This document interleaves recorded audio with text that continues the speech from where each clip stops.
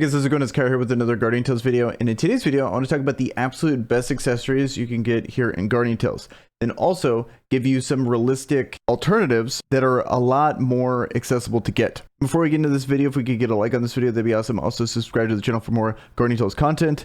So with that out of the way, let's get into the video. So the first thing, let's actually talk about the best, and the first place to start when it comes to the best accessories, this is like best accessories but most inaccessible, is going to be the Mirror Rift ones.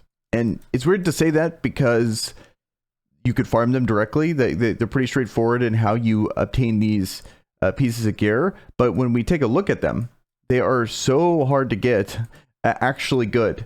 Unless you get a crazy good roll on them, once you get the crazy good roll, yes, they're clearly a cut above every other accessory. But to get to that point is really tough. So if you look at this, and then this is applicable to every element except weirdly water. We're gonna have to do something about this ring when we talk about water. But pretty much for the most part, if you're controlling the character and you get a god roll of these weapons or these accessories, it's going to be the best you could possibly get. But look at how hard this would actually be to land said god roll for each particular one. And we got to keep in mind, we got to farm this and limit break it all the way and get a good roll. It takes, and then option change stones and option lock stones, in my opinion, in this game are just poorly priced, and it's you can sit there and like argue on what the best place to buy option change and lock stones are, but there's no all of it sucks. It's just, it feels like they're always going to be something that is just really tough to ever get a decent amount of and actually realistically change something. So when it comes to this, let's look at why it's so hard. Because the difference between, so there's main option and then sub option, and there's only one stat here, or technically two stats here that you're rolling for when it comes to the main option. And in the main option, you can lock as many of them as you want. So ideally, every single accessory you want to have is a ton of main options and then like one or two sub options. That's ideally, but they intentionally made it to where there's a ton of sub options, but only one or two main options. And the reason why that's an issue is because when you go to lock stats with lock stones or lock option stones, you can only lock up to one sub option and then do a roll with a change stone, and then hopefully you get good rolls on these. So look at how unrealistic it is for the sub option here. Let's say I hit the god roll of 20% skill damage, or in this case, the one I would prefer the most is going to be 12% weapon skill regen speed. So I have that and I lock it, and then what would happen is, assuming we're just talking about sub options here, I would need, if I want a god roll on this, or even a good roll, I'm going to need to hit skill damage, defense, and HP. And keep in mind, you could just not roll something. I could just literally roll this and then get blank sub options. They don't need to populate the sub options, let alone a good roll of the sub options. So I think it gets pretty clear from a mathematical perspective on just how rare this is. To get good. So you're always going to be settling here when it comes to this. Like, I wonder what the actual math is, assuming all like every option is like the same, because maybe they weight certain things, and then that would make it even more astronomical that you get it. But imagine hitting 12% weapon skill regen speed. You already have that lock, so all you got to do is hit 3 more stats and 20% skill damage, 10% defense, 12% HP. Like, it'd be absolutely insane to hit that. And then if you didn't already have this set up, you would have to, roll that, because you're going to want to set this up and have a good roll here and lock the defense and lock the earth attack as well, because this is always going to change. But at least over here, you can lock both of these and weapon skill regen speed, and then hopefully you get something. Like, I would assume probably the best, especially if you're taking this in a PvP scenario, is going to be more defensive stats. But if it's a raid scenario, you're going to want skill damage. If it's a healer, you're going to want heal. But there's a whole bunch of potential here. It's just, the more I talk about it, the more I realize just how out of reach this is ever going to really be, unless, super long farm. At least what I'd recommend doing if you're going to try to tackle this, if you really want to focus on this, just don't even level or roll any of these accessories. Like, let's say you're farming the earth accessories. Just farm 7 of them. And see and look at the best roll of all 7. If it's actually a good roll, then you can actually take, and limit break it and go with that. But you have a lot of time to wait in there before you even start to tackle it, because you might as well just save all the option change stones. You at least get 7 tries Maybe you get lucky. It'd be awesome if you get lucky. But for most people, or at least not even like crazy lucky, but like at least a couple of those sub options good, so you can lock them. Or you have one good sub option and 2 of the good main options. Lock those, then you can start rolling. And you at least have 7 tries before you even have to start doing that with these guys. Or six tries. My bad, I keep saying 7. All that I said there applies for every single one of these accessories except for the water one. And because there's this gacha only Ice Queen ring.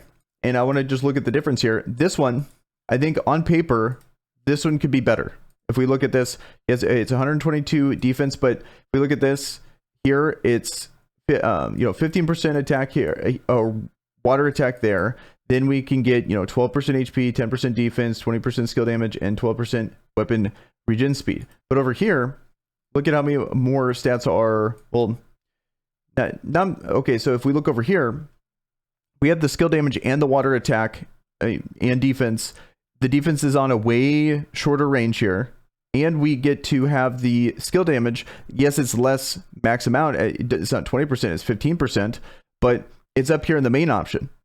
And then the weapon skill regen speed is not as high as it could be. But all these are in the sub option. There's no other crappy sub options. So it really cuts out a ton of potential trash rolls when it comes to this. So this one overall, it doesn't have the highest ceiling, but it's so close to being just as good and actually realistic to hit a roll like this versus this guy over here. Not realistic. Yes, this one's better, but when it comes to the water one, they at least have that option there where it's like, it's still rare, it's still a very rare piece and good. And another thing I do got to say, this one's actually realistic to max limit break. This one's never realistic to max limit break. So it's kind of hard for me to recommend this one, unless what are you going to use? Epic hammers on it? Like, no, it's just not gonna happen. Okay, so now that we got the mirror ones, so these are definitely like the best, and we're talking about the main player controlled characters, so weapon skill regen speed actually matters. We're talking about AI characters, that stat is just not relevant. The only thing that matters is how much attack and crit rate and damage you're doing, but we're not talking about those. And so the next, let's talk about battle metal accessories. And those battle metal accessories are going to be Bad Panda Brooch and Minotaur's Necklace. And let's talk about the damage one first. So Minotaur's Necklace, we got to keep in mind this one. This is going to be the better super in-game version of Sharpshooter. This is what it's replacing. And we're talking about the realistic alternatives at the end of the video. But essentially, Sharpshooter, I think a lot of people are well aware of just how good Sharpshooter is. But for infinite amount more investment, you can get a better weapon here, or a better accessory here in Minotaur's Necklace. And how you do that, and the reason why, if you compare the two, so I believe it has more defense, like slightly more defense at max limit break, but you're going to take you need to have 600 battle medals to buy one, and then you're going to need to buy it 5 more times to fully max limit break it. So if you want to do that, by all means, but it is technically better because it's going to, instead of having 10% crit chance, you're going to have 5% crit chance and 5% attack. Then you're going to have weapon skill regen speed that weapon doesn't have. You have a little bit more skill damage, and you have a whole other sub option here. Instead of just raw attack, you're going to have this elemental attack as well. So the stats, beat it out, and you're going to be tankier if you hit the HP and the defense. And unlike the mirror accessories, they actually have a ton of these in the main options. So as you're rolling, let's say you hit the 15% skill damage, you hit the 10% skill regen speed, you can lock them and then slowly go on your way. Big thing here is this is going to be where a lot of the RNG comes through. So hopefully not only does it hit a high roll, but it hits the element you're looking for.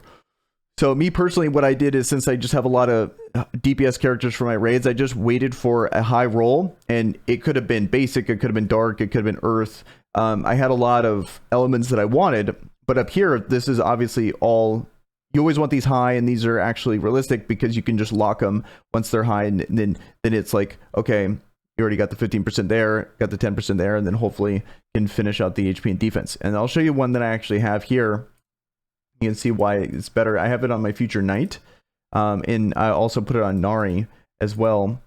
But it is, and I put it on Future Knight more because I use Future Knight as a main damage dealer far more in raiding than I ever do Nari. So here it is. So this is actually a pretty good roll here. And it didn't take too many stones to actually get this. So 15, that's max, 10, that's max, and then 10 on the HP. Defense is not max, and then I got 17% on the basic attack. So I just called it. And I was debating on actually going all the way with this, but I ended up going for the clout instead of the this guy. So I got the cool Nari skin, you know, from the battle medals. So I think, you know, I wanted to have a little bit more fun than, you know, just going for like the super min-max of getting a Minotaur's necklace. So that's why I went with that. Maybe I'll go for it in the long run, but I decided to get that. Like, I'm curious on what you guys are going to decide to do if you had that many battle medals, but that's what I did.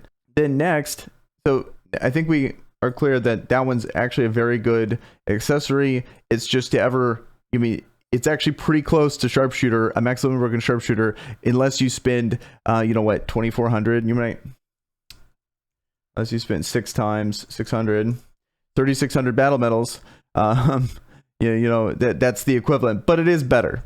And you're gonna have to factor in the option change stones and stuff like that. So if you're really trying to mid max, you got it. And I think it also really speaks to just how good sharpshooter is too. Okay. So next, we got the Mad Panda Brooch. Okay, Mad Panda Brooch. This one right here. This is for tank characters. This is by far the best one in the game. And I shouldn't say by far, but it is the best one in the game. To give you an idea, this one, if you add it all up, this one is essentially right on par with a max limit broken Black Crown Ring, except the extra defense that it gives. If you look at all the stats, you know, you look at these stats here, the 139, you look at the 14% HP, the 6% defense, and the 6% weapon regen speed. You look over here, you have, you know, 139 max defense roll already before even going into the max limit break there. 12% defense, 10% HP, 5% attack, 10% skill damage, and then 5% shield on start, and then you can get the extra HP there. And then that's not even without, you know, limit breaking it. So then you can get a whole 20% or 20 more flat defense. It's just the better one. But in the same situation where Black Crown Ring is something that's a little bit more it's harder to get than sharpshooter, but this one's equally as hard to get as the Minotaur necklace to get that extra benefit. But the nice thing about this is you could just buy one if you want to, and then slowly limit break it if you really need to. And then this is another one of those long farms as well. And I think a lot of people max limit break this. I think I see a lot of people put this on their Agmas as a really way to, you know, increase the tankiness of a character like that for higher end PvE content. So both of those are gonna be best in slot for your like tanker accessories that don't use weapon regen speed that often. Agma is just not really, unless you're taking him in PvP, he's just really always just gonna be sitting there as an AI controlled character, and this is just gonna be a ton of raw stats for him that he really gets to take advantage of. So it's awesome. Both of these are awesome, but this is another one of those examples in the Mad Panda Brooch that is better technically, but are you really gonna invest 3,600 battle medals to then get a better accessory? And potentially that might be the way to go. There isn't really that much content in the game that I think most people should invest that heavily into something like that. But when you look at the other alternatives, I mean, like, unless you're there's really what battle medals are used for. And since they've been updating the stuff in here, because the battle medals are so hard to acquire, and I just kind of want to talk about these in general. For the most part, the stuff that you're going to get here is not that impactful. I would say these two right here are going to be probably the most impactful things you can buy just one time here in the shop. And then some of the coolest skins are in the game here. And I ended up just buying this out because I wanted the collection bonus. And then I got this just because I thought this is probably one of the coolest skins in the game. And also, I think it has the extra benefit of just being hard to acquire, so people notice it. Same with Batrider Eugene. I just really don't like Eugene. I'm probably going to hero reset her. So that's why I didn't buy that one. But Nari is like easily one of my most used characters. And then I could go for collection bonuses here on the weapons, but that just it's kind of a feels bad versus getting potentially literally one of the best accessories in the game that's going to last an entirety of an account. It's just going to take a ton of grinding.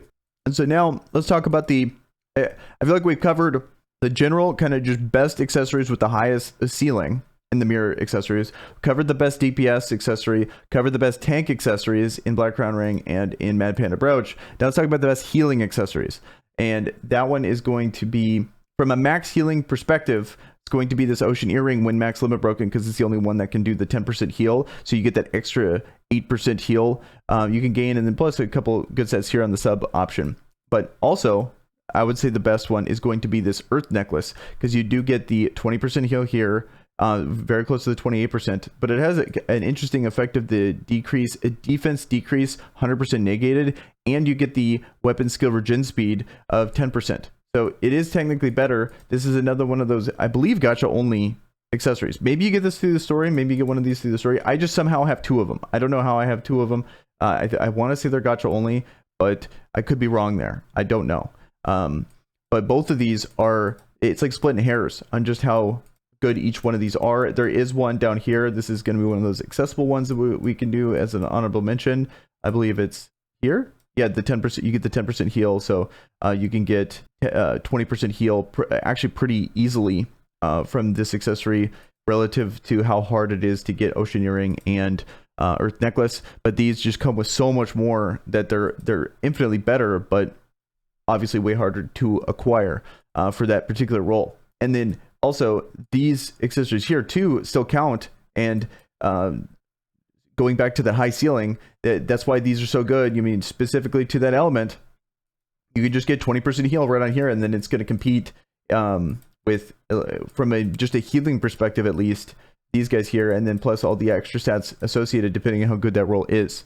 So that's why, these are always going to be relevant, but good luck actually getting them to the point of being like a god tier accessory.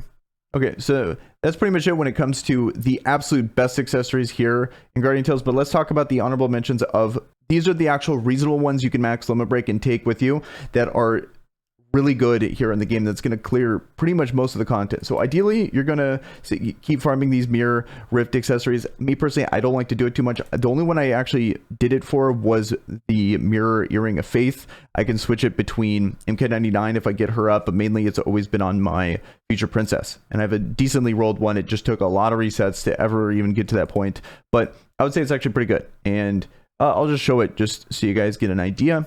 This took a lot of this took a ton of resources to do, but here it is, max limit broken. And I like to just go to the option change section when I'm enhancing it, so you can see just how, like, you see all the max potential. So 15% skill damage, I could hit 5% more there. Got the 11%, I was happy with that, so I locked it. But don't have the HP. And I have this 4% shield increase on battle start. I would love to be able to change this for HP, but I roll this. Here, let's do, and then also this is not even max too. The defense up here is not even max. I could have 10 more defense there. So here, let's actually just do a change, just so you can see just how rough it is. Here we go. Boom. Change it. And then we got the increase on the defense. Skill damage goes down. Defense is gone. Shield increase on battle is gone. But I get like a one defense increase, 3% reduction there. So you can see it's just like, this is brutal, especially when you factor in just how hard it is to get option change stones. I'll do one more. Just so we can, have a little fun here. Okay, boom. Now we got almost max defense. We got 4% HP. We got the 1% HP recovery on enemy kill. So I wonder, but we lost completely the skill damage. Okay, never mind. We completely lost the skill damage, and we completely lost the defense. So it's just, this is just absolutely not worth it. But I was thinking, because, if this is closer, because right now, I'm losing way too much here. Way too much. But if this is closer, I would keep this and then lock the defense, so then now I have the defense set, essentially, and then keep going from there. But I think losing the skill damage is way too much. So it's just, I'm not going to keep it. But you can get an idea of just how rough this could be, actually going for these rolls here on the mirror accessories. Now that we kind of have an idea of that, let's talk about the actual accessible ones. So we covered a couple rolls. I wanted to make sure we covered a couple rolls here. So we got the mirror rift accessories. Those are just the max potential. We got the tank accessory, the healing accessory, and like a DPS accessory. So the DPS accessory, this is a very well-known accessory. It's going to be sharpshooter. Sharpshooter is the first DPS. This is the accessible version of the Minotaur, realistic version of Minotaur necklace.